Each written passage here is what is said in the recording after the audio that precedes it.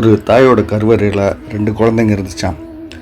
அதில் ஒரு குழந்தை இன்னொரு குழந்தைய பார்த்து கேட்டுச்சான், உனக்கு டெலிவரிக்கு அப்புறம் உள்ள வாழ்க்கையில் நம்பிக்கை இருக்கான்னு. நாம் கேட்போம்ல, உனக்கு மரணத்துக்கு பின்ன உள்ள வாழ்க்கையில் நம்பிக்கை இருக்கா? அதாவது நம்ம பாவக்கணக்கை பார்த்து யமதர்மராஜா நம்மளை சொர்க்கத்துக்கோ நரகத்துக்கோ அனுப்புவார், நம்ம கர்மாப்படி அடுத்த ஜென்மத்தில் நம்ம என்னவோ பிறப்போம். அந்த மாதிரி அந்த குழந்தை சொல்லிச்சு, கண்டிப்பாக எனக்கு நம்பிக்கை இருக்குது, ஏன் இப்படி கேட்குறேன்னு கேட்டுச்சான். அதுக்கு கேள்வி கேட்ட குழந்தை சொல்லிச்சு, இல்லை எனக்கு நம்பிக்கை இல்லை, டெலிவரிக்கு பிறகு இந்த பிரபஞ்சம் நம்மளை உள்ளே இழுத்துக்கும், நம்ம பால்வெளி அண்டத்தில் கரைஞ்சி போயிடுவோம் அப்படின்னு சொல்லிச்சு.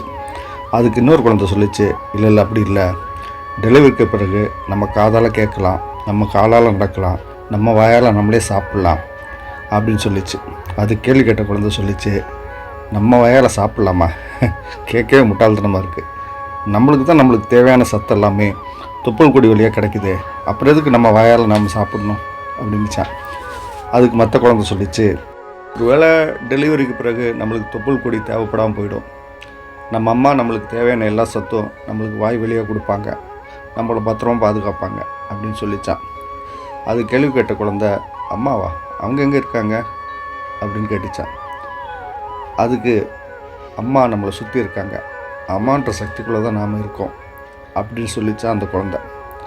அது கேள்வி கேட்ட குழந்தை, அது எப்படி நான் நம்புறது, நான் அம்மாவை பார்க்கவே இல்லையே அப்படின்னு சொல்லிச்சான்.